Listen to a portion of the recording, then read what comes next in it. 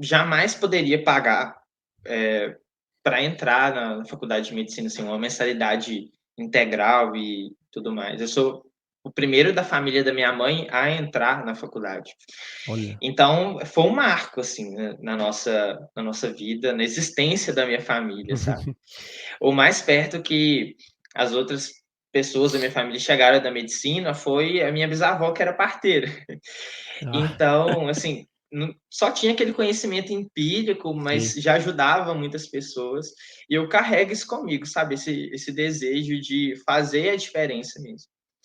E o fato de a gente ter recebido um atendimento muitas das vezes precário, fez com que eu tivesse vontade de fazer diferente, de mostrar que dá sim para atender as pessoas de uma forma humana, que parece até ser redundante, né, falar em medicina É. humana, uma medicina Uhum. humanizada, mas é uma coisa tão rara. Às vezes a gente está tão acostumado a ver profissionais de saúde que só enxergam a doença e não enxergam uma pessoa que está atrás da doença, sabe?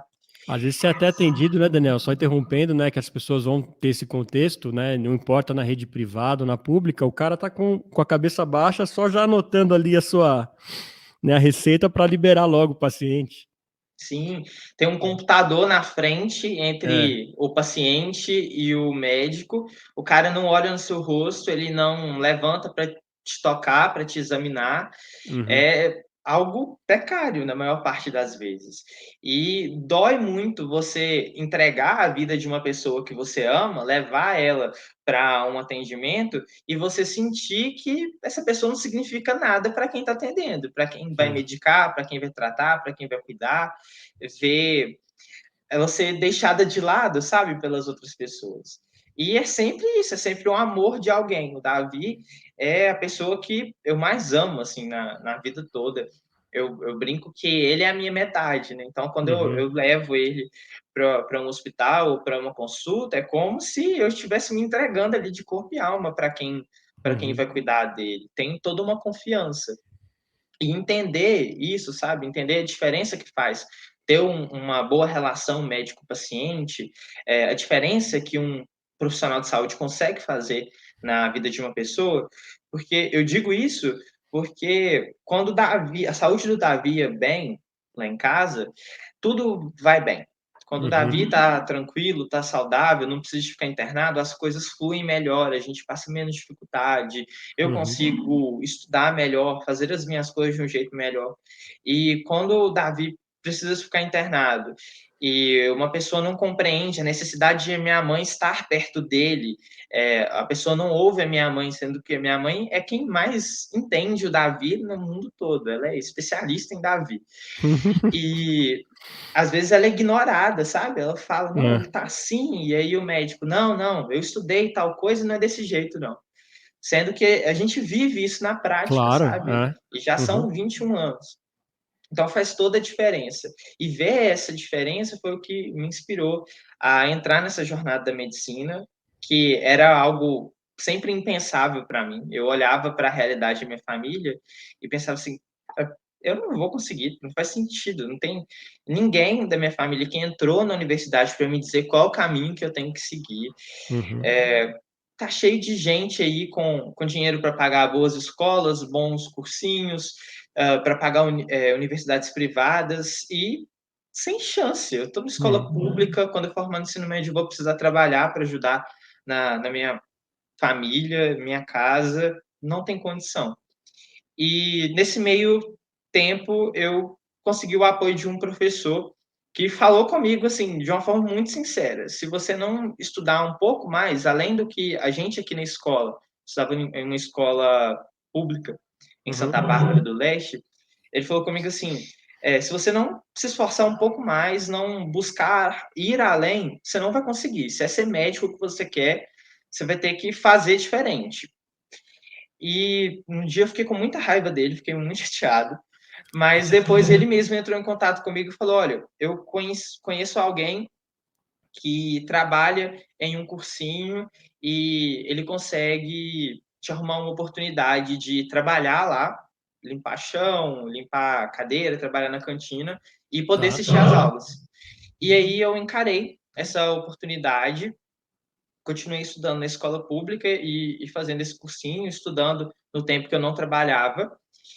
E em 2019, eu recebi uma outra oportunidade, mais uma vez de uma professora da escola pública, onde ela falou comigo assim: olha, tem um concurso de redação da Secretaria Estadual de Educação de Minas Gerais com a Assembleia Legislativa, para falar sobre a importância da educação no combate à violência contra a mulher e ao feminicídio. E eu achei esse concurso, sim, a sua cara, você gosta de escrever, está escrevendo bem em redação, o que você acha de participar? E eu abri o edital já meio desanimado, porque parecia ser algo muito grande para mim, sabe? Às vezes a gente é treinado para desacreditar e pensar que tudo é maior que Sim. a gente. Mas eu abri o edital e vi que o prêmio era um notebook. E o meu estava muito ruim, eu tinha comprado ele apanhando café lá na roça. Eu decidi participar. E escrevi a redação, e na redação eu citei um livro que marcou muito assim, a minha jornada, que foi o Conto da Aia, da Margaret Atwood. O livro virou série, tudo, fez bastante sucesso. E eu citei ele porque ele fala justamente sobre essa condição da violência contra a mulher, o feminicídio. As causas sociais sempre chamaram muita atenção. E esse texto foi aprovado, ficou em primeiro lugar em Minas. Eu fui chamado para participar do evento de premiação, ganhei o notebook, estou falando com você por ele. Por ele, olha aí, ó. E nesse dia eu recebi assim, uma proposta de uma universidade privada da minha região, me convidando para estudar lá, para estudar o curso que eu tivesse interesse, porque eles queriam chamar alunos da rede pública e oferecer oportunidade para esses alunos que estavam se destacando, e eu fui um dos selecionados Que justamente por demais. conta desse concurso, cara. Então, eu lembro que eu falei assim, tá bom, mas eu quero ser médico. Não, a gente sabe, você pode fazer medicina, você só vai ter que fazer o vestibular e ser aprovado. E eu fiquei super feliz, e depois veio a angústia, né? Mas, meu Deus, como assim? Eu vou ter que fazer o vestibular, vou disputar com um monte de aluno de escola particular. Será que eu tenho chance nisso? Eu fiquei muito angustiado, daí veio a pandemia e né, foi uma época muito difícil psicologicamente falando. Sim. Mas eu insisti, fui estudando em casa e fiz a prova, fui aprovado em primeiro lugar. E daí veio a alegria assim imensa, sabe? Foi aquela sensação de eu mereço estar aqui, esse espaço também é para mim. Porque não foi aquela coisa, foi, ó, tá dado, mas tem o vestibular. E você fez ainda mais do que esperado de passar, ficou em primeiro lugar. O que você Sim, fez na hora, cara. cara? Conta um pouquinho da reação pra gente sentir um pouquinho como é que foi esse momento. Foi muito engraçado no dia, porque eu só sabia chorar. Eu só chorava, só chorava.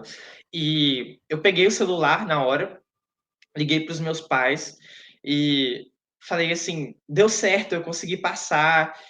Eu passei em primeiro lugar, e aí começou aquele chororô, sabe? Todo Todo mundo mundo. chorando, emocionado, e eu liguei para minha professora, essa do concurso de redação, e a gente comemorou junto, ainda à distância, porque era a pandemia, então Sim. tinha essa diferença, sabe? Mas foi tão gostoso, foi tão emocionante. Então, na hora de fazer a matrícula, os meus pais me levaram na faculdade e foi a primeira vez que eles entraram em uma faculdade. Então, Olha, isso foi o mais gostoso, sabe? Foi a sim. sensação de a gente estar entrando junto, de ser uma conquista nossa, um mérito nosso. E a certeza de que era a educação que ia transformar a minha vida e que a partir disso eu ia poder fazer a diferença na vida de outras pessoas, isso não tinha preço, sabe? Eu fico arrepiado de contar, porque foi realmente um dia único na minha vida, um dia muito especial, porque foi a concretização de um sonho. E agora eu conto os dias para a formatura, sabe? Tem uma contagem Sim. no meu celular, fica assim, hoje faltam 1.403 dias, então eu já fico Que naquela demais, animação. cara. Pô, se a gente fica emocionado aqui só de ouvir você contar, imagina que momento sua família viveu.